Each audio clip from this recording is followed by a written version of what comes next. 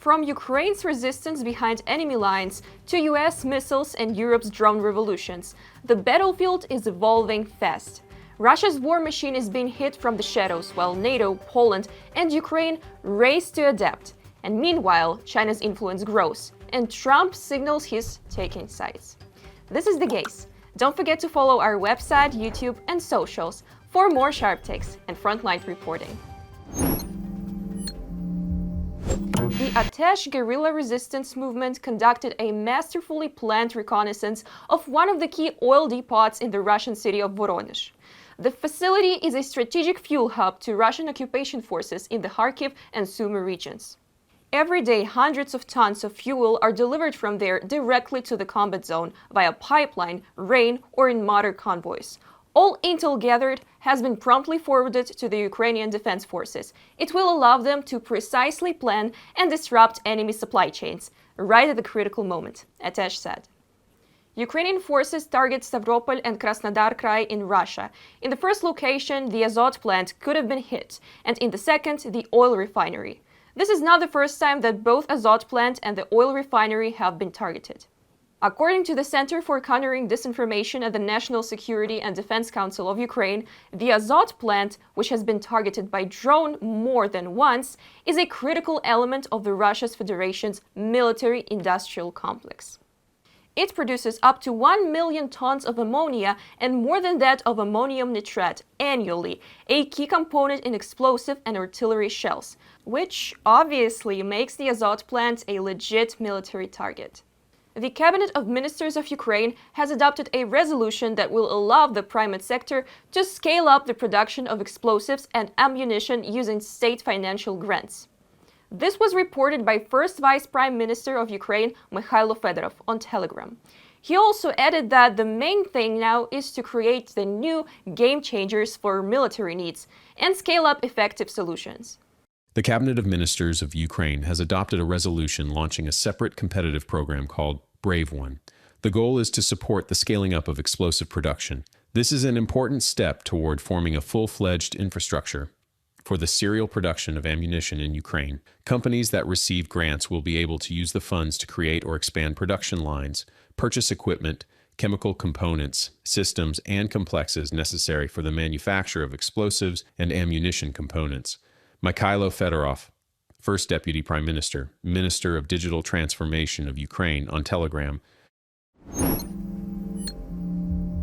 Poland has also adopted a set of state programs that will significantly change the strategy for using drones in the country's army.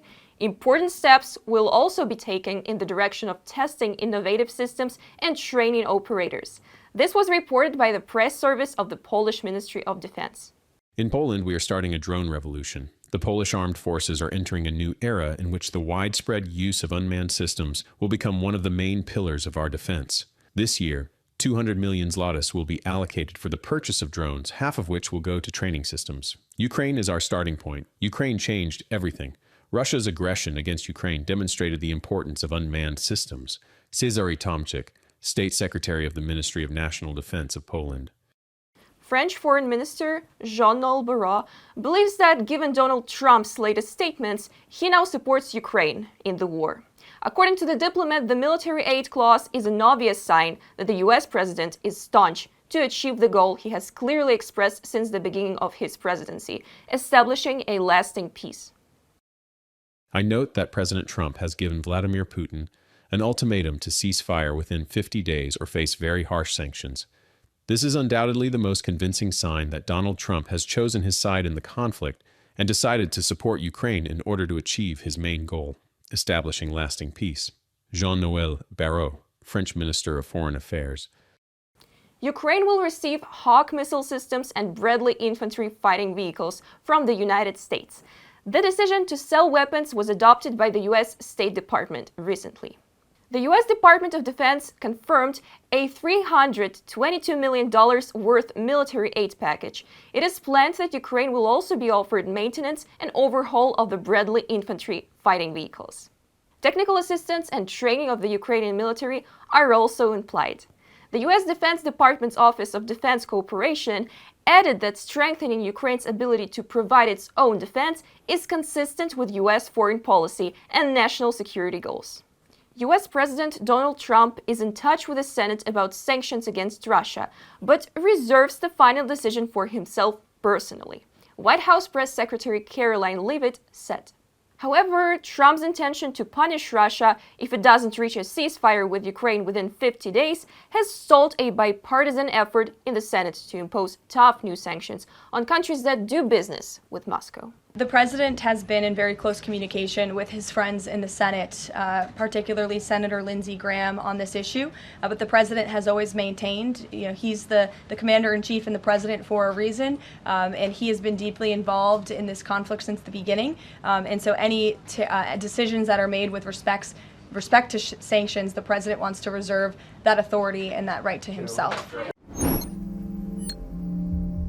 Relying on a single source of anything really is dangerous. These basics was once again proven by the recent Starlink satellite communications outage that occurred overnight and lasted 2.5 hours globally in general. While in particular Ukrainian military were left with no crucial satellite connection for about an hour, since 11 p.m. till midnight. Again, as the issue was global, so was not another whim by Elon Musk to cut off Starlink for Ukrainian defense forces. No. But even such a short and purely technical outage had a significant impact on the front line in Ukraine. Most of the drone units could not transmit their combat feed live. Out of what happened, conclusions must be drawn, said the head of unmanned forces of Ukraine with a call sign Madar. As of 1 p.m., communication was restored in all directions.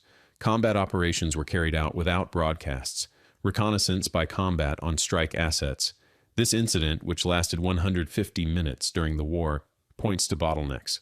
Take into account and diversify communication. Robert Brovdy, commander of the unmanned forces of the Armed Forces of Ukraine, on Telegram. The Kremlin's policy remains solidly blind, with no changes whatsoever. Imitation of diplomacy to cover continuing terror of the civilians in Ukraine. Just a few hours after the end of the third round of talks in Turkey, the Russian army launched terror strikes on Ukraine.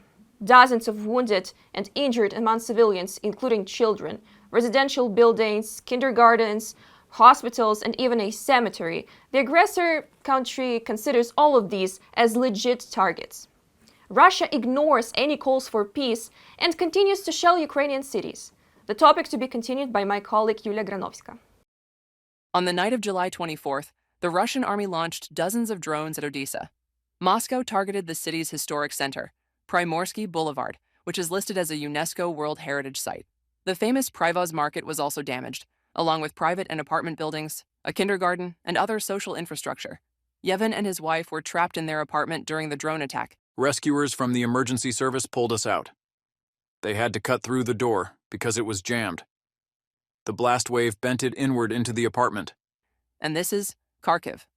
On the morning of July 24th, Russia struck the city center with 2 guided aerial bombs, the UMPB-5, according to the regional prosecutor's office.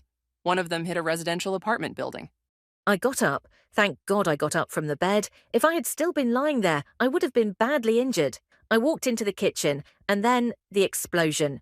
Everything was like in a fog, smoke. We couldn't open the door at first. There's a small car, burned down. My mum's big Opel car also burned. All the windows in the apartment were shattered. All the doors were blown out. I don't even know what's left inside. We just ran out into the street because everything was on fire. Cherkasy experienced the most massive attack since the beginning of Russia's full-scale invasion. During the night of July 24th, the Russian army launched 4 cruise missiles at the city's residential areas, according to the regional military administration. Apartment blocks, medical and educational institutions, and the city cemetery were damaged in the attack. Russia's only goal is to continue its aggression and killings. President Zelensky is convinced of that. Ukraine needs support to strengthen its air defenses and increase weapons production. Moscow must feel the cost of its aggression, Zelensky stated after a phone conversation with UK Prime Minister Keir Starmer. One of the main topics discussed was the outcome of the third round of negotiations in Istanbul, the president said. The Ukrainian delegation once again emphasized the need for a ceasefire and proposed a summit-level meeting before the end of August. We discussed diplomatic efforts with partners in Europe and the United States to enhance security. Volodymyr Zelensky, President of Ukraine, on Telegram. At the negotiations, Ukraine made its priorities clear: a ceasefire, real silence along the entire front line, and no more Russian strikes on civilian infrastructure. To achieve genuine progress, Kyiv insists on high-level talks. But Russia is not willing to end the war against Ukraine, said head of the presidential office Andriy Yermak.